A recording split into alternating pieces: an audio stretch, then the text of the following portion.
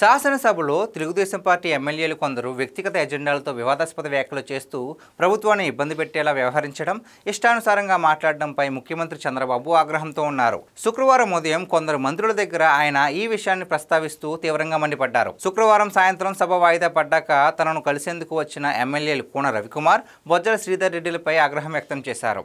అసెంబ్లీలో ఏం మాట్లాడాలో, ఎలా మాట్లాడాలో తెలీదా అని వారిద్దరికీ ఈయన క్లాస్ తీసుకున్నారు. సభ్యులు అలా వ్యవహరిస్తుంటే పార్టీ రాష్ట్ర అధ్యక్షుడిగా వారు నియంత్రించాలి కదా అని అక్కడే ఉన్న పల్లా శ్రీనివాస్కు గట్టిగా చెప్పినట్టు తెలిసింది. గురువారం శాంతి భద్రతల అంశంపై చర్చ సందర్భంగా సుధీర్ రెడ్డి తదితరులు వ్యక్తిగతంగా మాట్లాడడం, శాంతి భద్రతల నిర్వహణ ప్రభుత్వ అంశాన్ని ప్రస్తావిస్తూ ప్రభుత్వాన్ని నిలదీసేలా మాట్లాడడం, శాంతి భద్రతల నిర్వహణ ప్రభుత్వానికి చేతకావడం లేదన్నట్లుగా కొందరు సీనియర్ సభ్యులు వ్యాఖ్యానించడంపై సీఎం ఆగ్రహం వ్యక్తం చేసినట్లు సమాచారం.